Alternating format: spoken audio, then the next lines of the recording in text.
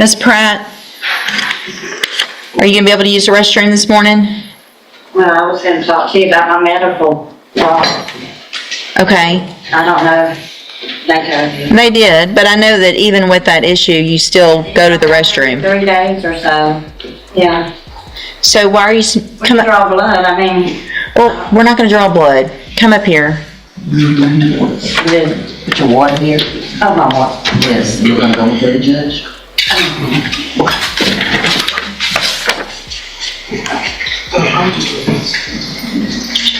When's the last time you smoked marijuana? It was one of those little gummy things from the vape store. It is THC, but Why are you? I just said marijuana, but it's THC, which I thought was the same. It is the same. It'll show positive. Okay. It's all derived from the same stuff. And if you have a felony court case pending, I would think you wouldn't want to have anything in your system that would have you test positive, right? Well, I'm not sure if it will. It was like a month ago. I'm on probation. I've been on it for almost a year. From where? Jasper County. Okay. And they know about all my medical. I need a heart valve replacement, and I have a liver failure, and now it's resulted to the kidneys. Okay. So sounds like you need to quit doing stuff to get yourself in trouble so you can stay out and take care of yourself. I do, I know. So, what I'm going to do this morning, Ms. Pratt, is reset your case for you to hire a lawyer. You need to try to get a lawyer hired before the next court date. Okay. If you do. Right away, the judge spots a major issue. Even if THC gummies are sold openly, they're still a huge risk for someone on probation with a pending felony case. In court, legal to buy doesn't always mean safe to use. One positive drug test can completely change the direction of a case. Do bring the reset notice to them, and they'll tell you what you need to do. I'm also ordering, as a condition of your probation, that you have a drug patch. You need to have a drug patch put on within 24 hours. And you will, probation, when you're walking out, the lady sitting at that desk can give you a list of places where you can get that done. You have to have it on. You wear it 2 weeks. You have to show up every 2 weeks to have it tested. If it's not testable, I'm going to assume it's positive. If you don't show up when you're supposed to or go get it, I'm going to assume that you're using something that's illegal. Your bond will be raised and you'll be in jail. Do you understand? I do. Okay, so you need to have that on within 24 hours. So by tomorrow, you need to have the drug patch on. Okay. And then don't use anything that could potentially test positive for anything. It's that simple. If you're on a probation and you've got a felony pending, you need to be crystal clean. All right? Like 10 medicines that I'm on there. If you are on medication that shows you to test positive, that's one thing. A gummy from the corner store is not medication. Right? So bring your list of medications. If you test positive, show them. We understand. I know what things test positive for other things. But gummies aren't one of them. All right? Step in front of the clerk. She'll give you your reset notice.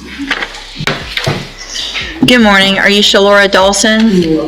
And Ms. Dawson. This wasn't just a warning, it was a legal safety net. The drug patch creates continuous monitoring, making it much harder to dispute future drug use. The judge is giving the defendant another chance, but it's crystal clear that there won't be much room for excuses. Would you see this as fair accountability or excessive supervision? Dawson was previously in court, entered a plea of guilty to the state jail felony offense of abandoning or endangering a child.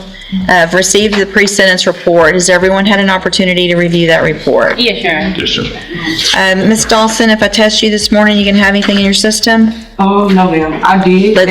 We're going to double check this morning before we go forward. Have a seat in the jury box. On my, she told me to tell the truth. Yes. I heard the dispensaries and everything, but she said that she was THC.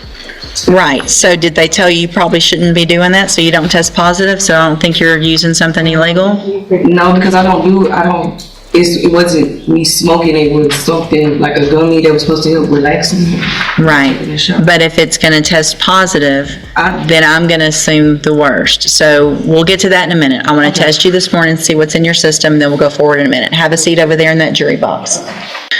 Ms. Dawson, you tested positive for THC, which I think you anticipated, but you also tested positive for ecstasy or MDMA. Hey race, where the courtroom atmosphere changes instantly, a THC result was expected, but the surprise MDMA test raises the stakes dramatically. False positives can happen with certain medications, but judges can't simply ignore a lab result. They have to treat it seriously until there's evidence proving otherwise. Wait, what?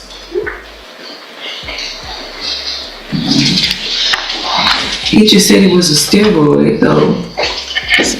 And I got a shot. I went to the hospital, I had a bad UCR. It was bad to the point to where they had to give me a shot in my butt. They told me to get in my butt. So right here, I told her I wanted to get in my butt. When was that? This is last week. But MDMA, like, what is ecstasy? Typically ecstasy. All right, here's what we're gonna do. No, I don't like that. Like, this is making me look bad. This is making me look bad. Well, If you don't get- listen, Ms. Dawson, listen. I don't like There's worse things in here that are making you look bad than testing positive for that. That's why. Just listen.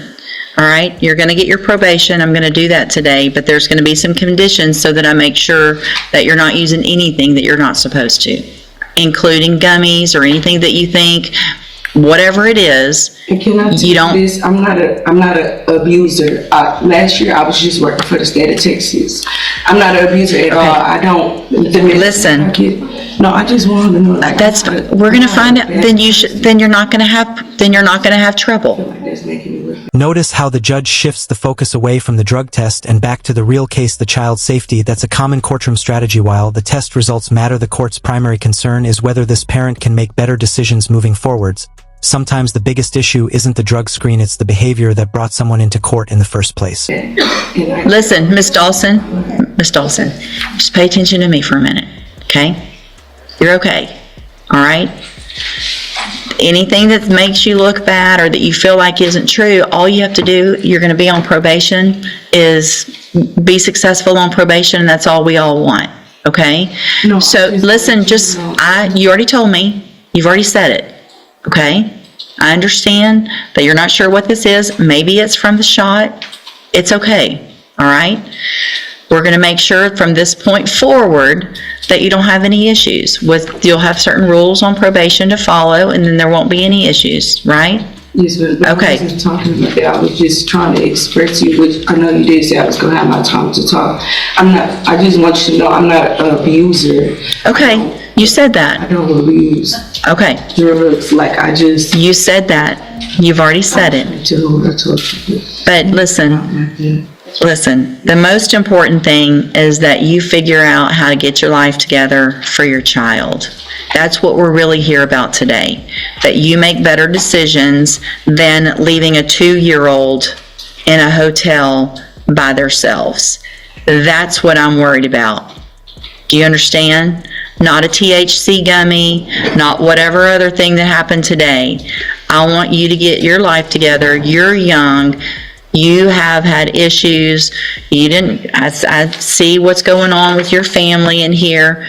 But we want to break whatever. This is one of the most important moments of the hearing. Deferred probation gives someone an opportunity many defendants never receive. If every condition is successfully completed, the conviction can be avoided, but if probation is violated, that second chance can disappear overnight. The next few years will determine which path this case takes.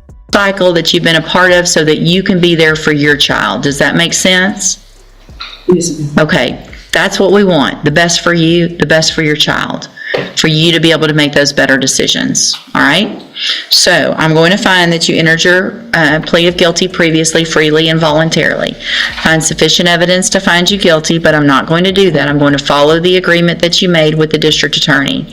I'm going to defer all proceedings, place you on probation for 3 years. You're ordered to pay the $300 fine and to follow all of the rules and conditions of probation. That is going to include being assessed for any special needs that you need, any counseling, whatever it is you need, we're going to have you assessed for that. And if they say you need to go to a counselor or you need it, whatever it is, those are things to help you, and you're going to be required to do them. Do you understand? Yes. And you'll obviously be required to test regularly. So any type of gummy, any type of anything, doesn't matter if they say in the shop it won't test pod, don't do any of them. Because even if you go buy it legally, I can't know the difference. It's just going to show up on a test. So don't do any of that. If you need some help with something making you feel better, then go through that counseling and do it the right way through a doctor. Okay? That's what I was gonna tell you. Like, I've been on a medicine that they Good. prescribe, like spinal top. Good. I just don't like feeling like dead inside when taking it. Like, I know. And I know there's certain medicines and they don't make you feel that's great. my only thing. I just be But you feeling can't. disconnected from being a parent. Right. Well, talk to them about that because there's probably other medicines that they can try. Yeah. Okay. But what you don't want to do is stop taking that medicine and then self-medicate with a gummy or something like that. Okay. That's what you can't do. So continue talking to them. Say, I don't like the way this one makes me feel. Let's try something different. And they'll find something that eventually makes you feel right, kind of in a balance, okay? If you do everything you're supposed to while you're on this probation, this is an excellent opportunity. You don't have criminal history. You're not going to be a convicted felon. If you successfully complete it, the case gets dismissed at the end. You're going to get to be a mom. You're going to get regular jobs, do all the things that everybody else does, okay? The other side of that is if you violate any condition of probation. So if you don't show up for appointments, you test positive, you get arrested or whatever, you can be brought back in here and you could be found guilty, so you would be a convicted felon, and then you could go to the state jail prison for up to 2 years. Do you understand? All right. You just need to have a seat here in the courtroom. Probation's going to call you up when she's ready to go over your paperwork. Okay? And I do want to apologize for me over talking. That's not my character. That's okay. You're nervous. I know you're nervous. I know. We're good. All right. Good luck to you, ma'am. Oh, here's the, hold on. I didn't hand this. It's a trial court certification that shows this was an agreement that I followed, so you've waived your right to. Courtrooms aren't just places where people are punished, they're places where life-changing decisions are made every single day. In today's hearing, the judge balanced compassion with accountability, giving both defendants an opportunity to prove they can change. Now, it's your turn. Do you think the judge handled these cases fairly, or should the consequences have been tougher? Let us know in the comments.